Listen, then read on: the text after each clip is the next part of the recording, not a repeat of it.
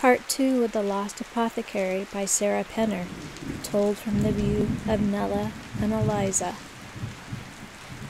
As minutes passed, then another, with no change in Mr. Amwell's demeanor at the breakfast table, my bravery began to wane.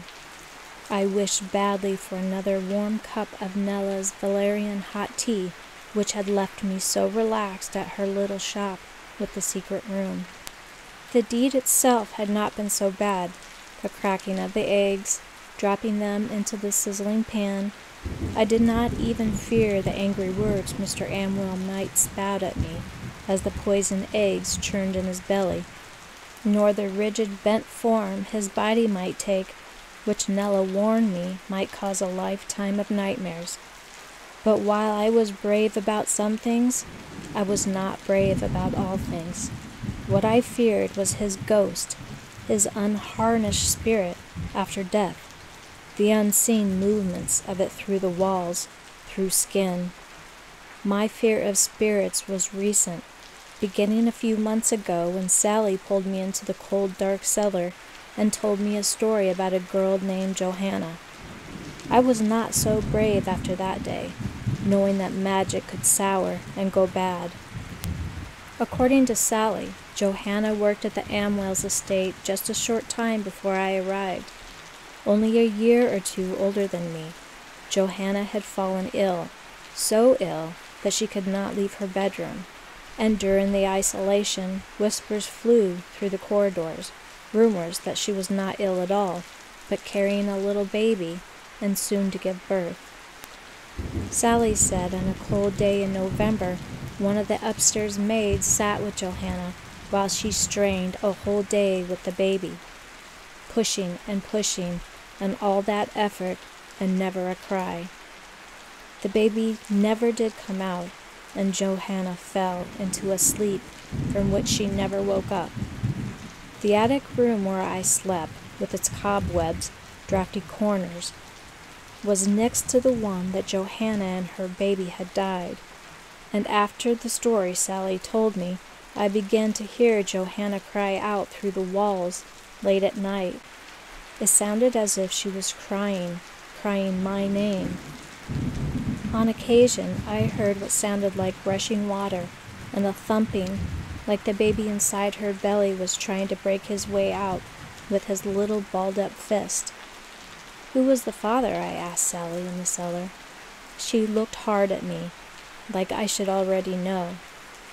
Eventually, I worked up the courage to reveal to Mrs. Amwell some of what Sally had told me of Johanna, but my mistress insisted no girl was pregnant in the house, and certainly no girl had died. She tried to tell me that Sally was envious of my place in the house, and the thumping was my own terrified heart, little more than a bad dream. I did not argue with Mrs. Amwell, but I knew what I heard that night. How can one mistake the cry of their own name?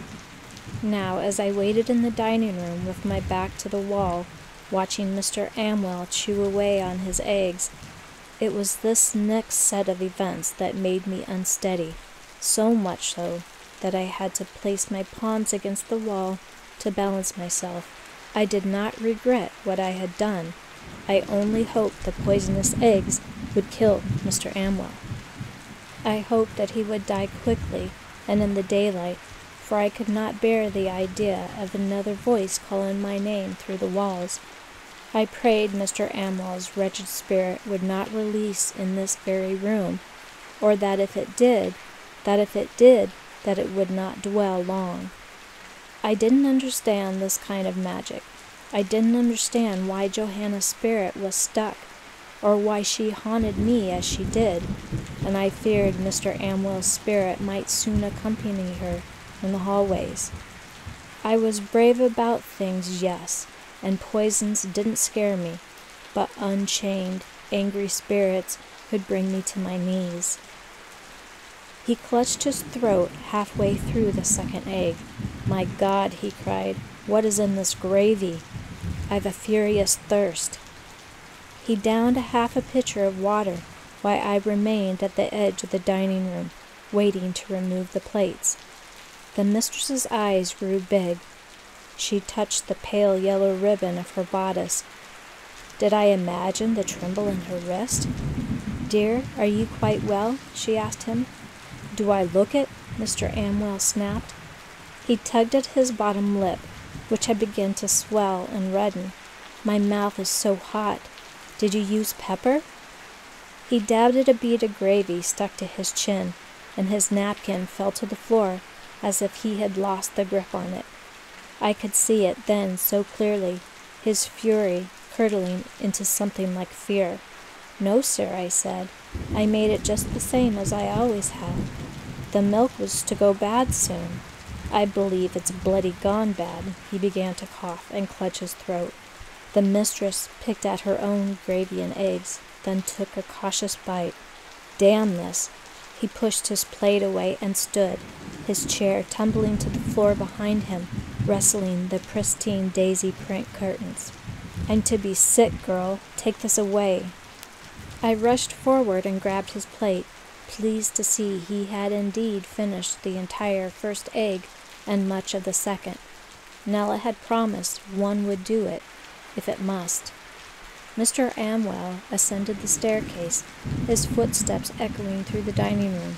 The mistress and I looked at each other in silence, and I must admit a part of me was surprised that the plan really worked. I made my way to the kitchen quickly, wiping the plates, which I had then thrust into the murky old water. In the dining room, my mistress still picked at her food. She seemed perfectly well, thank God, but Mr. Amwell's wrenching from the floor above was so loud, I wondered if the effort of it would kill him before the poison itself. I had never heard such vomiting, such groaning. How long might this take? Nella did not tell me that, and I had not thought to ask. 2 hours passed. I would have been suspicious if Mrs. Amwell continued to hide at her writing desk downstairs, the two of us working on letters that didn't need writing, acting as though nothing was awry. Everyone knew that Mr. Amwell was fond of the drink and had suffered many period of day and night with his head shoved deep into the chamber pot. But the truth was that he had never moaned in agony like this. This was something different, and I thought a few others of the household must realize it too. The mistress and I went to see him together, and then when we realized that her husband had lost the ability to speak, she directed one of the staff to fetch the physician. Immediately, the physician declared Mr. Amwell's condition too dire, noting that his patient's abdomen swelled and convulsed in a way he had never seen before. The doctor attempted to explain this to my mistress in a strange medical word I did not understand, but everyone could see the convulsions, like an animal writhing inside Mr. Amwell's belly. His eyes were bloodshot, and he could not even keep his gaze on the candlelight. As the physician and my mistress stood together in hushed conversations, Mr. Amwell turned his head, and those hollow black eyes looked right at me, right into my soul, and I swear in that moment he knew.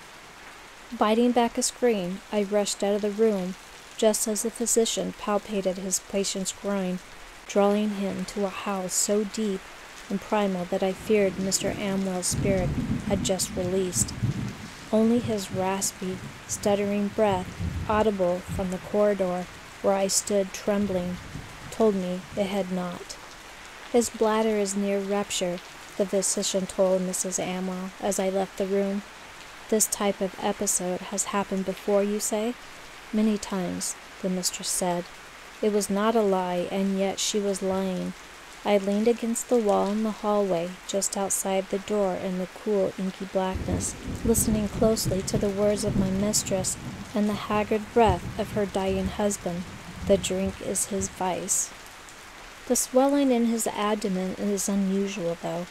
The doctor trailed off, and I imagined him considering the strange case before him and whether to call for the bailiff. The dying man, his pretty wife. Had the physician seen the empty bourbon bottles be scattered about downstairs in an effort to fool him? I took a step forward. unable to restrain my curiosity, and peeked through the open door.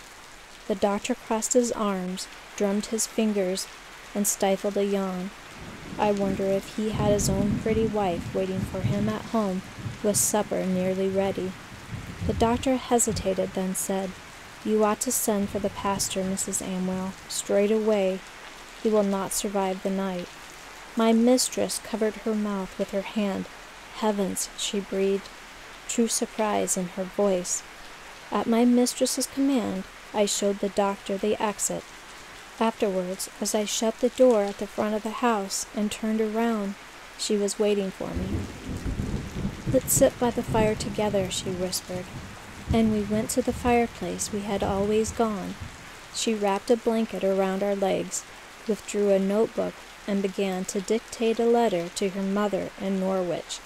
"Mother," she began, "my husband has fallen terribly ill." I wrote each word exactly as she said, even though I knew they were all not true, and even when the letter was finished, for I wrote 6 pages, then 8, and it was all a repetition of things she had already said. She continued speaking, and I continued writing. Neither of us wanted to move. Neither of us wanted to go upstairs. The clock showed nearly midnight. Daylight had left long ago, but we did not go on forever, for all at once I felt something strange, something sticky and wet between my legs. At the same time, a servant descended the stairs, taking them 2 by 2, his eyes wide and damp. "Mrs. Amwell," he cried, "I'm so sorry to say it, but he has stopped breathing." Mrs. Amwell threw the blanket off her lap and stood, and I took her lead and did the same.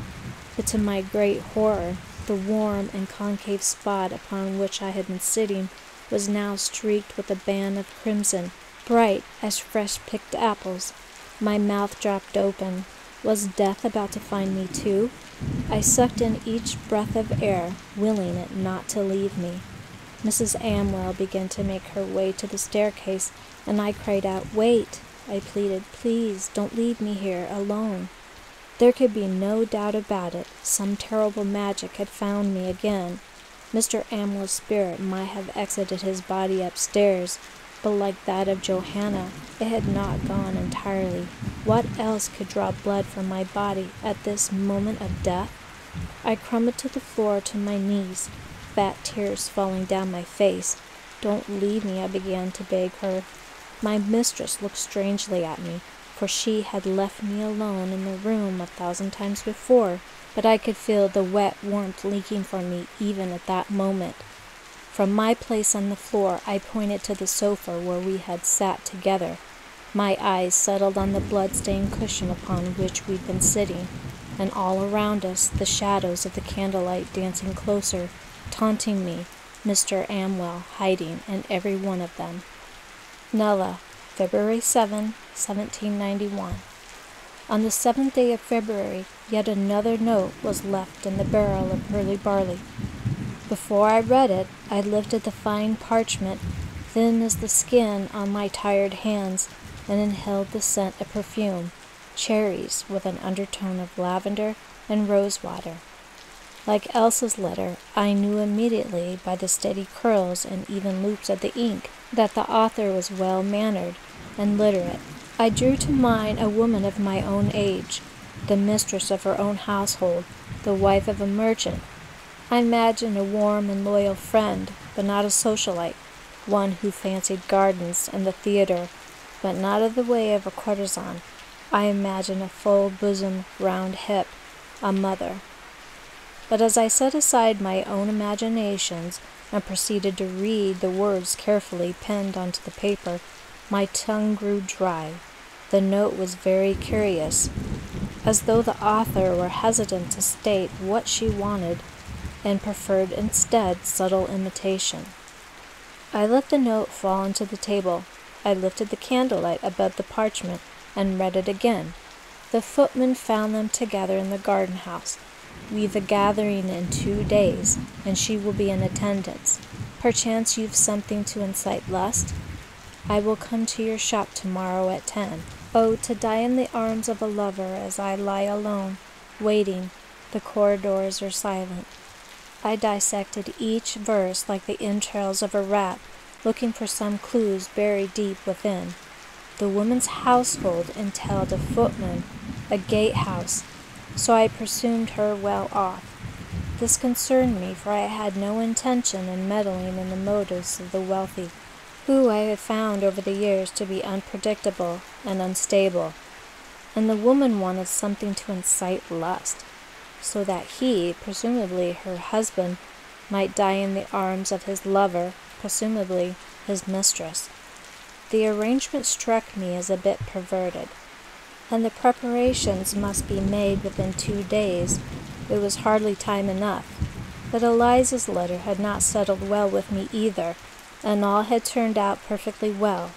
I sensed sure that the unease about this letter too could be explained by my ailing body and my weary spirits.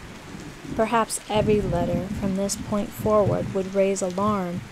I might as well grow used to it, just as I've grown used to the absence of light inside my shop.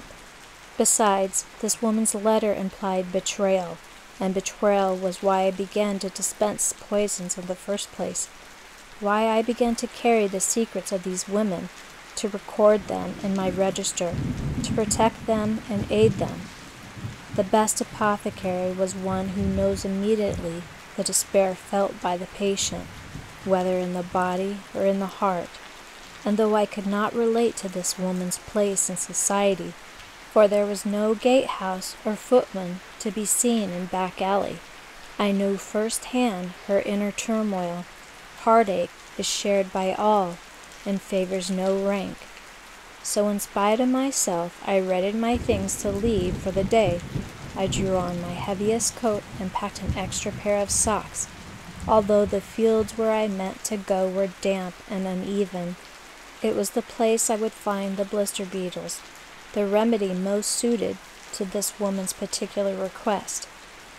I made my way quickly, expertly, through the winding alleys of my city, avoiding the sedan cars and horse dung, pushing against the oppressive mass of bodies moving in and out of shops and homes on my way to the field near Walworth, where I would find the beetles. I paid visits to the river often and could walk the Blackfriar Bridge with my eyes closed, but on this day the loose stones underfoot posed a hazard. I watched my step, avoiding such things as a mongrel gnawing on something dead and a half-wrapped parcel of smelly fish. As I rushed down Water Street, the open river just ahead, women on either side of me brushed the debris and the filth from their doorsteps, forming a cloud and an ash of dust. I let out a little cough and was seized all over at once with a hacking fit. I doubled over, placing my hands on my knees. No one paid me any attention, thank God. The last thing I needed were questions of my destination, my name. No, everyone else was too busy minding their own chores, merchandise, and children. My lungs continued to suck in the air until at last I felt the heat in my throat subsiding. I wiped the moisture from my lips, horrified by the plug of greenish mucus that came away on my palm, like I had just plunged my hand into the river and come away with a slither of algae attached to my skin. I flung the mucus onto the ground and stomped it into nothingness with my shoe and straightened my shoulders, moving ahead into the river. Coming to the steps of the Blackfriar Bridge, I noticed a man and a woman approaching from across the road. His eyes were narrow and determined as he looked in my direction, and I prayed that he had recognized someone directly behind me. The woman next to him struggled under the weight of an infant slung to her bosom, and from my distance I could just make out the baby's soft egg-shaped head. A beautiful cream-colored blanket was tucked underneath and around the child. I looked to the ground and quickened my pace, but as I reached the bottom of the step of the bridge, I felt a light hand on my shoulder. "Miss?" I turned, and there they stood, the three of them, in perfect formation. Father, mother, child. "Are you well?" The man pushed his hat away from his face and pulled down the scarf around his neck. I'm quite well, I stammered. The handrail was like ice underneath my fingers, but I did not loosen my grip. He sighed in relief. My God, we saw you over there coughing. You ought to get off this cold road and get in by the fire. He looked up the staircase where I was headed. Not really thinking of crossing the bridge over to Southwark, are you? The exertion in this cold. I tried to keep my eyes off the dimpled, tightly swaddled infant. It is no issue, I assure you. The woman tilted her head in pity. Oh, do come with us. We'll hire a boatman. This little one is far too heavy for walking. She looked down at her baby, then nodded to one of the several men waiting along the nearby riverbank. Thank you, but I'm perfectly well, really, I insisted, lifting my foot to ascend the stair. I smiled at the nice couple, wishing them to take their leave, but another cough tugged at my throat, and my effort to stifle was futile. I could not help but turn my head to cough again, and, as I did so, I felt another grip on my shoulder, firmer this time. It was the woman, and her look was fierce. If you must be out, I insist you come with us on the boat. You won't make it up this staircase, I assure you, much less across the bridge. Come on, just this way. She tugged me along, one hand on the head of her infant, and the other hand on my back, and led me to one of the waiting boatmen by the river. I relented, and once we were settled into the boat with the thick woolen blanket on our laps, I felt instantly grateful for the respite. The baby began to fuss the moment the boat pushed away from the riverbank. The mother pulled out her breast, and the boat began to bump and roll in the icy waters. I leaned over slightly, hoping I would not lose my stomach on the ride across the river to Southwark. For a moment I forgot altogether my reason for being in the boat and on the river with this beautiful family. And then I remembered. The beetles, the gatehouse, the footman, something to incite lust. You feel sick? The man asked. The water is a bit rough today, but I assure you it is still better than walking. I nodded in agreement with him. Besides, the feeling was not foreign to me. It felt much like morning sickness, which I still remembered despite the passage of 2 decades. The rolling waves of nausea struck me early, even before I missed my monthly course, and the fatigue came soon after. But I had known it was just not any fatigue, as well as I could hold 2 seeds side by side and declare which one bore a yellow lily and which one a white. I knew without a doubt that I carried a child inside of me. Despite the sickness and fatigue, one could think I had discovered the secret to all happiness, for never in my life have I been more grateful than I was in those early days, carrying Frederick's child. The mother smiled at me and pulled the sleeping baby off her nipple. Would you like to hold her? She asked. I flushed, not having realized I was staring at the child. Yes, I whispered before I knew what I was saying. Yes. She handed me the child, telling me that her name was Beatrice. Bringer of joy, she said. But as the weight of the child filled my arms, and her warmth carried through the layers of fabric to my skin, I felt anything but joy. The bundle of peach skin and tiny breaths settled in my arms was like a gravestone, a marker of loss, of having had something special whipped away from me. A knot formed in my throat, and I instantly regretted this means of passage to Southwark. To die in the arms of a lover as I lie alone, waiting, the corridors silent. The words of the letter that brought me here seemed a curse already. The baby must have sensed my discomfort, for she startled awake and looked around, disoriented. Even with her full belly, her brow crumbled as though she was about to wail. Instinct told me to bounce her up and down and hold her tight. Shh, I whispered to her, aware of the mother and the father watching me. Shh. little one. There now, nothing to fuss over." Beatrice calmed, locked her gaze on mine like she meant to see the depths of me, to peek inside the secrets and all that made me ache. If only she could see what rotted inside. If only her little heart could understand the heaviness that had plagued me for 2 decades, kindling the trail of vengeance that now blazed across London and burdened me with a lifetime of other people's secrets. It was on this that I dwelt as our boat rolled over the waves and as we crossed over to the other side.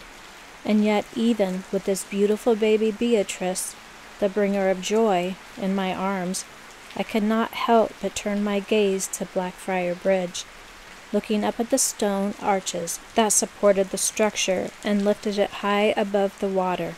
I allowed myself to dream for a moment about the release and the freedom that could come so easily with a single step off the bridge. A moment of free fall, a blast of frigid water, just a moment to be done with this curse and all the others, to seal the secrets inside and protect what had been entrusted to me. Just a moment to suck the loss and the rot out of my bones. Just a moment to join my little one wherever she was. I continued to bounce Beatrice up and down in my arms, and I made a silent plea that she would never think thoughts as dark and terrible as my own, and I felt sure if my own baby had lived, she would then be 19 years old, a young woman. I would not have entertained such things.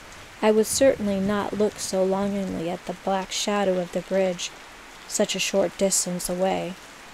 I pulled my gaze down to Beatrice's face.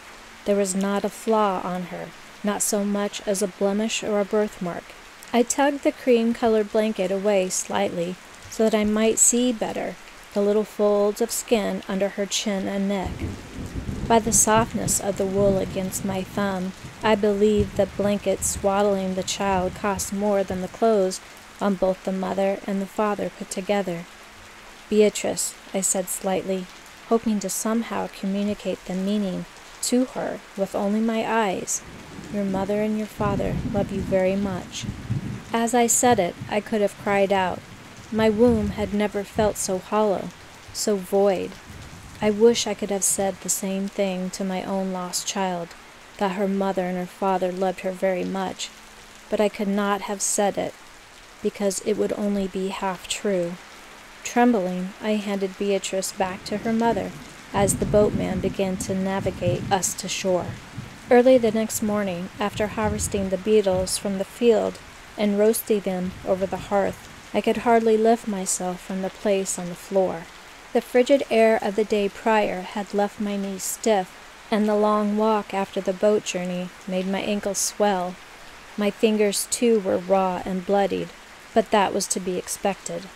I dug more than 100 blister beetles out of the field near Warworth, plucking each one from its nest, removing each one from its beloved kin.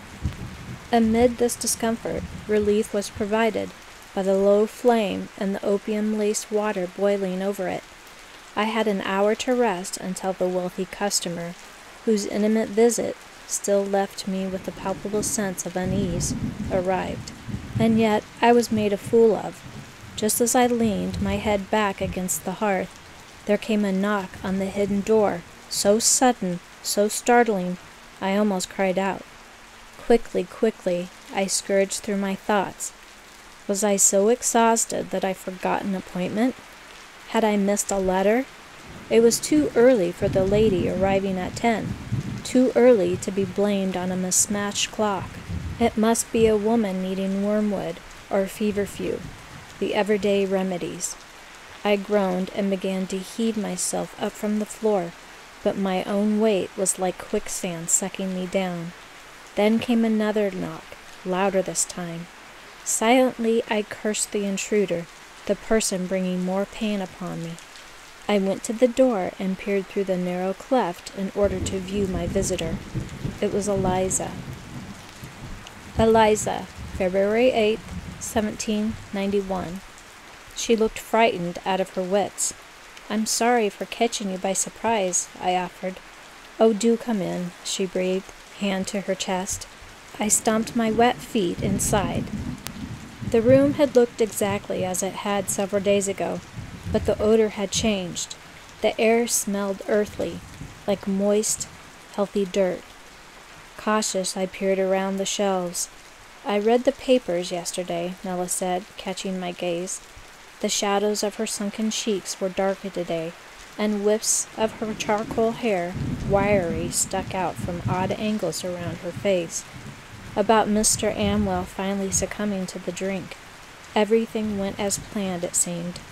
I nodded, pride blooming inside me. I could hardly wait to tell her how well the poisoned eggs had worked, and I wished that she hadn't read it before I had a chance to tell her myself. "He fell ill instantly," I said, "and he never did improve, not even one bit. There was only one problem. My hand found its way to my lower belly, which had ached since the hours before Mr. Amwell's death. He might have succumbed to the poison as planned, but I had begun bleeding at the very moment his spirit was released into the house. Returning to Nella's shop seemed my only option. Surely one of her tinctures would remove the ghost. Besides, her vials and potions fascinated me. She might not think them magical, but I mightly disagree. I knew that Mr. Amwell had not merely died. Something in him had transformed, just like that of a butterfly in their cocoon. He had taken new form, and I felt sure Nella's elixirs were the only way to reverse it, the only way to stop the bleeding from my belly. But I could not share this with Nella, not yet, for she denied magic during my first visit. I did not want her to think me tiresome, or downright mad, so I had come prepared with another tactic. Nella crossed her arms, looking me up and down. Her knuckles, just inches in front of my face, appeared swollen, round, and red as cherries. "I'm very glad the eggs worked," she said. "But given that you accomplished your task, I'm curious what brought you back here." Without warning, I should add. Her tone was not a punishing one, but I sensed she was not pleased with me. "I presume you did not return to issue the same fate to your mistress." "Of course not," I said, shaking my head. "She has been lovely to me, always." A sudden draught swirled through the air, and I caught a strong whiff of the damp, earthly odor. "What is that smell?" "Come here," Nella said, waving me to the earthenware pot on the floor, near the hearth. The pot stood as high as my waist, and was filled with loose black dirt. I followed eagerly, but she held out her hand. "No closer," she said. Then she took a pair of crude leather mitts, and with a small spade-like instrument, she parted some of the dirt towards the edge of the pot to reveal, hiding within, a hard object. "Wolfbane," she said. "Wolf's bane?" I repeated slowly. The object looked like a rock, but looking closer, I could just barely make out a few little knots protruding from it, similar to a potato or a carrot. "For killing wolves?" "At one time, yes. The Greeks used it to extract the poison and place it on their arrows while hunting wild dogs. But nothing of that sort will be done here." "Because it kills them? Men? Not wolves?" I agreed, eager to show my understanding. Nella raised her eyebrows at me. "You are unlike any 12-year-old I have ever met," she said. She turned back to the pot and gently brushed the dirt back over the root. "In a month's time I will shed this root into 1,000 pieces. A pinch of it mixed well into an otherwise bitter horseradish sauce will stop the heart within an hour." She tilted her head at me. "You still haven't answered my question. Is there something else you're needing from me?" She took off her mitts and intertwined her fingers in her lap. "I do not want to remain at the Amwells' house," I muttered. It was not untruthful, even if it was not the whole truth. I let out a cough and felt the sticky, wet sensation of blood leaking from me yesterday. Yesterday, I'd snatched a thin cloth from the laundry and cut it into pieces, just to keep the blood from soiling my undergarments. Nella cocked her head to one side, confused. "What of your mistress? Your work?" She has gone north for a few weeks to be with her family in Norwich. She left this morning, her carriage dressed in black, on account of needing to be with her family while I paused, repeating what she had asked me to write in several letters before she left, while she was in mourning. There must be plenty of household work to do to keep you busy then. I shook my head. With my mistress gone, her husband dead, and Sally returning from her visit with her mother, there was little for me to do. I only write her letters, so Mrs. Amwell said I did not need to remain at the house while she was gone. You write her letters? That explains your penmanship. She has shaky hands, so she cannot write much of anything anymore. I see, Nella said. And so she dismissed you for a time? She suggested I visit my parents in the country, in Swindon. She thought perhaps a rest would do me good. Nella raised her eyebrows at this, but it was true. After I fell sobbing to the floor, and Mrs. Amwell found my streaks of blood on her chair, she took me in her arms. I had been inconsolable about Mr. Amwell's released spirit, unable to quiet my hiccups, but she seemed unperturbed, even calm. How could she not see the truth? I began bleeding the same hour that Mr. Amwell died. How could she not see that his spirit had done this to me? His ugly ghost wrapped itself around my belly that night. No tears over this, my mistress whispered, for this is as natural as the moon moving across the sky. But there was nothing natural about this death blood that still had not stopped, despite the passage of 2 days. My mistress had been wrong about Johanna. I knew she died in the room next to me, and she was wrong about this too. And yet you did not go to Swindon? Nella asked, bringing my attention back to her. It's a long journey. Nella crossed her arms, a look of disbelief on her face. She knew I was lying. She knew there was something else, some other reason for not returning home. Nella looked at the clock, then the door. Whether she was waiting for someone to arrive or waiting for me to leave, I did not know, but if I could not tell her about my bleeding, I needed to find another way to stay and quick. I clenched my hand, ready to say what I've practiced on my way here. My voice trembled. I could not fail, or she would send me away. I'd like to stay with you and help you with your shop. The words rushed out of my mouth in a single breath. I would like to learn how to shred root and kill wolves, and how to put poison into eggs without cracking it. I waited, judging Nella's reaction, but her face remained blank, and this gave me a surge of courage. Like an apprenticeship, only for a short while, until Mrs. Amwell has returned from Norwich. I promise to be of great help to you. Nella smiled at me, her eyes creasing at the edges. Whereas I believed a moment ago that she was hardly older than my mistress, now I wondered if perhaps Nella wasn't 40, or even 50 years old. I do not need help with my tinctures, child. Undeterred, I sat up taller. I've come prepared with a second idea, in case my first plea did not work. Then I can help you with your vials, I said, motioning to one of the shelves. Some of the labels are faded, and I have seen the way you hold your arm funny. I can darken the ink so you don't have to hurt yourself. I thought of my many hours and days spent with Mrs. Amwell in the drawing room, perfecting my penmanship. You will not be disappointed with my work, I added. No, little Eliza, she said. I cannot agree to that. My heart almost burst, and I realized I never dreamed she would say no to this. Why not? She laughed in disbelief. You want to be in an apprenticeship, an assistant, and learn to brew poisons, so meddling women can kill their husbands, their masters, their brothers and suitors, and drivers and sons? This is not a shop of sweets, girl. There are not vials of chocolate into which should be placed crushed raspberries. I bit my tongue, resisting the urge to remind her that only a day ago I cracked a poisoned egg into a skillet and served it to my master. But I knew from writing Mrs. Amwell's letter that the things a person most wanted to say were often the things they should keep tucked away inside.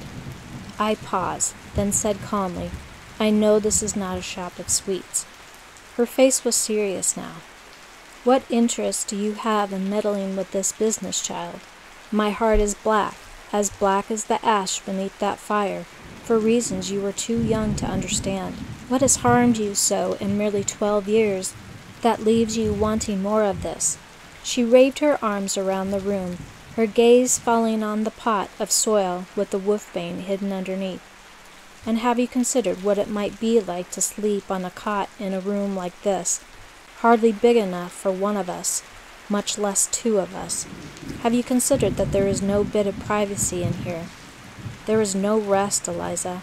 Something is always steaming, brewing, or soaking. I wake at all hours of the night to tend to things you see around us. There is no grand house of nighttime quiet and pink papers on the wall. You might just be a servant, but I suspect your quarters are much nicer even than this." Nella took a breath and placed a gentle hand on mine. "Do not tell me that you dream of working in a place like this, girl. Do you not wish for something more?" "Oh, yes," I told her. "I wish to live near the sea.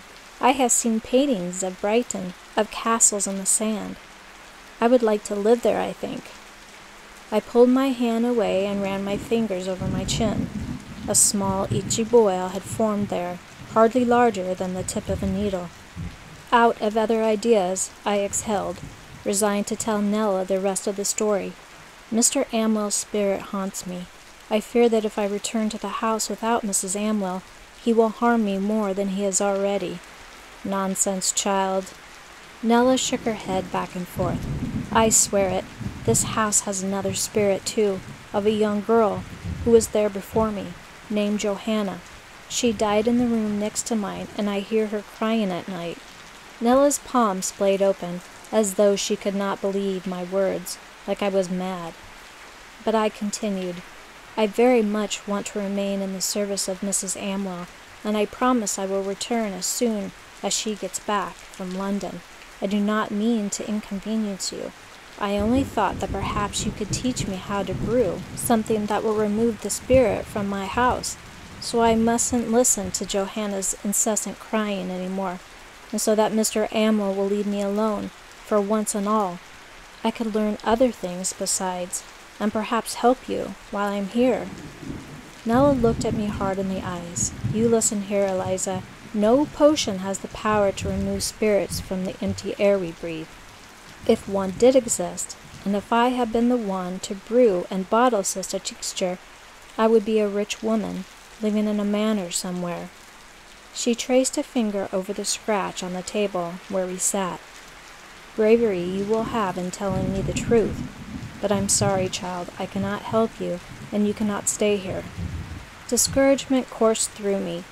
No matter my pleas, Nella had not offered me the help in any way, not even offering me a place to stay until Mrs. Amwell returned, and yet I clung to the tremor in her voice.